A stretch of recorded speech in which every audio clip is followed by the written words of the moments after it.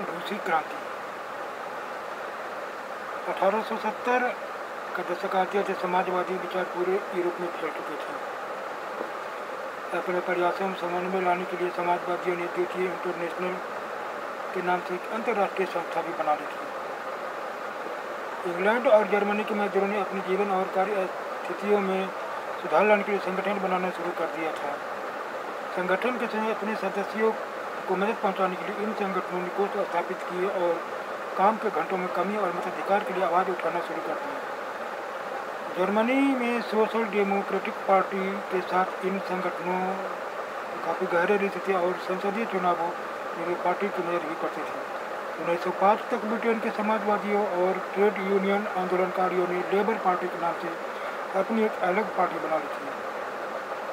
France में भी socialist party के नाम से ऐसी एक पार्टी का गठन किया गया, लेकिन 1914 तक यूरोप में समाजवादी कहीं सरकार बनाने में कामयाब नहीं हो पाए। संसदीय राजनीति में उनके प्रतिनिधि बड़ी संख्या में जीतते रहे। उन्होंने कानून बनवाने में भी अहम भूमिका निभाई, मगर सरकारों ने रूढ़िवादी, उदारवादी और रेडिकलों का ही दबदबा बना रहा। यूरोप के सबसे बड़े औद्योगिक देशों में से एक रूस में यह समीकरण उलट गया। 1917 की अक्टूबर क्रांति के जरिए रूस की सत्ता पर समाजवादियों ने कब्जा कर लिया।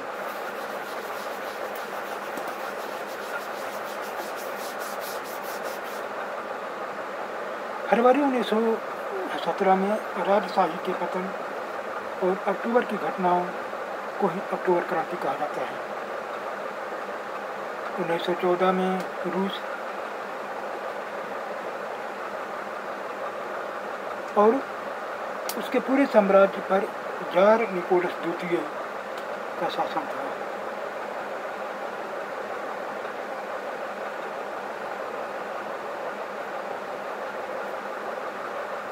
मॉस्को के आसपास पड़ने वाले भूक्षेत्र के अलावा आज का फिनलैंड, लातविया, लिथुआनिया, एस्टोनिया तथा पोलैंड, यूक्रेन और बेलारूस के कुछ हिस्से रूसी साम्राज्य के अंग थे। यह साम्राज्य प्रशांत महासागर तक फैला हुआ था और आज के मध्य एशियाई राज्यों के साथ साथ जॉर्जिया, आर्मेनिया और अजरबैजान भी इसी साम्राज्य के अंतर्गत आते थे। रूस में ग्रीक ऑर्थोडॉक्स चर्च से उपजी शाखा रूसी ऑर्थोडॉक्स क्रिश्चियनिटी को मानने वाले बहुमत में थे, लेकिन इस साम्राज्य के तहत रहने वालों में कैथोलिक, प्रोटेस्टेंट, मुस्लिम और बौद्ध भी शामिल थे। अर्थव्यवस्था और समाज 20वीं सदी की शुरुआत में रूस की आबादी का बहुत बड़ा हिस्सा खेती बाड़ी से जुड़ा हुआ था। रूसी साम्राज्य की लगभग 85% जनता आजीविका के लिए खेती पर ही निर्भर थी। यूरोप के किसी भी देश में खेती पर आश्रित जनता का प्रतिशत इतना नहीं था। फ्रांस और जर्मनी में खेती पर निर्भर आबादी 40 से 50% से ज़्यादा नहीं थी। रूसी साम्राज्य के किसान अपनी जरूरत के साथ साथ बाजार के लिए भी पैदा करते थे। रूस अनाज का सबसे बड़ा निर्यातक था। उद्योग बहुत कम थे। सेंट पीटर्सबर्ग और मॉस्को प्रमुख औद्योगिक इलाके थे। हालांकि ज़्यादातर उत्पादन कारीगर ही करते थे, लेकिन कारीगरों की बढ़तों के साथ साथ बड़े बड़े कारखाने भी मौजूद थे। बहुत सारे कारखाने 1890 के दशक में चालू हुए थे, जब रूस के रेल नेटवर्क को फैलाया जा रहा था। उसी समय रूसी उद्योगों में विदेशी निवेश भी तेजी से बढ़ा था। इन कारकों के चलते कुछ ही सालों में रूस के कोयला उत्पादन में दोगुना और स्टील उत्पादन में 4 गुना वृद्धि हुई थी। सन 1900 तक कुछ इलाकों में तो कारीगरों और कारखानों मजदूरों की संख्या लगभग बराबर हो चुकी थी। ज़्यादातर कारखाने उद्योगपतियों की निजी संपत्ति थी। मजदूरों को न्यूनतम वेतन मिलता था। काम की पाली के घंटे निश्चित हो, इस बात का ध्यान रखने के लिए सरकारी विभाग बड़ी फैक्ट्री पर नजर रखते थे, लेकिन फैक्ट्री इंस्पेक्टर भी नियमों के उल्लंघन को रोक पाने में कामयाब तो नहीं थे। कारीगरों की इकाइयों और वर्कशॉपों में काम की पाली 15 घंटे तक भी जाती थी, जबकि कारखानों में मजदूर आमतौर पर 10 से 12 घंटे की पालियों में काम करते थे। मजदूरों के रहने के लिए कमरों से लेकर डॉर्मेट्री तक तरह तरह की व्यवस्था मौजूद थी। सामाजिक स्तर पर मजदूर बटे हुए थे। कुछ मजदूर अपने मूल गांव के साथ अभी भी गहरे संबंध बना हुए थे। बहुत सारे मजदूर अस्थायी रूप से शहरों में बचे हुए थे। उनके बीच योग्यता और दक्षता के स्तर पर भी काफी फर्क था। सेंट पीटर्सबर्ग के धातु मजदूर ने कहा था, धातु कर्मी मजदूरों में खुद को साहब मानते थे। उनके काम में ज़्यादा प्रशिक्षण और निपुणता की जरूरत थी। 1914 में फैक्ट्री मजदूरों में औरतों की संख्या 31% थी, लेकिन उन्हें पुरुष मजदूरों के मुकाबले कम वेतन मिलता था। मर्दों की तनख्वाह के मुकाबले आधे से 3/4 तक मजदूरों के बीच मौजूदा भाषा उनके पहनावे और व्यवहार में भी साफ दिखा देता था। यद्यपि कुछ मजदूरों ने बेरोजगारी आर्थिक संकट के समय एक दूसरे की मदद करने के लिए संगठन बना लिए थे, लेकिन ऐसे संगठन बहुत कम थे। इन विभेदों के बावजूद जब किसी को नौकरी से निकाल दिया जाता था या उन्हें मालिकों से कोई शिकायत होती थी तो मजदूर एकजुट होकर हड़ताल कर देते थे। 1896 1897 के बीच कपड़ा उद्योग में 1902 धातु उद्योग में ऐसी हड़तालें काफ़ी बड़ी संख्या में आयोजित की गई। देहात की ज़्यादातर जमीन पर किसान खेती करते थे, लेकिन विशाल संपत्ति पर सामंतों और राजशाही और ऑर्थोडॉक्स चर्च का कब्जा था। मजदूरों की तरह किसान ही बटे हुए थे। किसान बहुत धार्मिक स्वभाव के थे। इक्का दुक्का आबादों को छोड़ दिया जाते हुए सामंतों और नवाबों का बिल्कुल सम्मान नहीं करते थे। नवाब और सामंतों को जो सत्ता और हैसियत मिली थी वह लोकप्रियता की वजह से नहीं बल्कि जार के प्रति उनकी निष्ठा और सेवाओं के बदले में मिली थी। यहाँ किसी फ्रांस जैसी नहीं थी। मिसाल के तौर पर फ्रांसीसी क्रांति के दौरान ब्रिटेन के किसान न केवल नवाबों का सम्मान बल्कि उन्होंने नवाबों को बचाने के लिए बाकायदा लड़ाइयाँ भी लड़ी। इसके विपरीत रूस के किसान चाहते थे कि नवाबों को जमीन छीनकर किसानों में बांट दी जाए। बहुत वह लगान भी नहीं चुकाते थे। कई जगह से जमींदार की हत्या भी की जा चुकी थी। 1902 दक्षिणी रूस में ऐसी घटना बड़े पैमाने पर घटी। 1905 में तो पूरे रूस में ऐसी घटनाएं घटने लगी। रूसी किसान यूरोप के बाकी किसानों के मुकाबले एक और लिहाज से भी भिन्न थे। यहाँ के किसान समय पर सारी जमीन को अपने कम्यून मीर को सौंप देते थे और फिर कम्यून ही प्रत्येक परिवार की जरूरत के हिसाब से किसानों को जमीन बांटते थे। रूस में समाजवाद 1914 से पहले रूस में सभी राजनीतिक पार्टियां गैर कानूनी थी।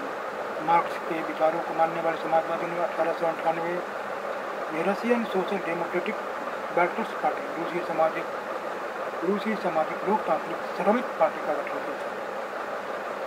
सरकारी हड़ताल के कारण इस पार्टी को गैर कानूनी संगठन के रूप में काम करना पड़ता था। इस पार्टी का एक अखबार निकलता था। इसने मजदूरों को संगठित किया और हड़ताल आदि कार्यक्रम आयोजित किए थे। कुछ रूसी समाजवादियों को लगता था कि रूसी किसान जिस तरह समय समय पर जमीन बांटते हैं उससे पता चलता कि वो स्वाभाविक रूप से समाजवादी भावना वाले लोग हैं।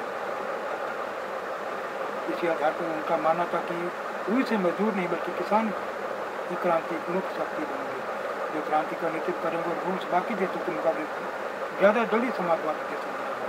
19वीं सदी के आखिर में रूस के ग्रामीण इलाकों में समाजवादी काफ़ी सक्रिय थे। सन 1900 में उन्होंने सोशलिस्ट रेवोल्यूशनरी पार्टी समाजवादी क्रांतिकारी पार्टी का गठन कर लिया। इस पार्टी ने किसानों के अधिकारों के लिए संघर्ष किया और मांग की कि सामंतों के कब्जे वाली जमीन फौरन किसानों को दे दी जाए। किसानों के सवाल पर समाजवादी क्रांतिकारियों से सहमत नहीं था। लेनिन का मानना था कि किसानों में एक एकता नहीं है, वे बटे हुए हैं। कुछ किसान गरीब थे तो कुछ अमीर, कुछ मजदूरी करते थे तो कुछ पूंजीपति थे जो नौकरी से खेती करवाते थे। इन आपसी विभेदों के चलते वे सभी समाजवादी आंदोलन का हिस्सा नहीं हो सकते थे।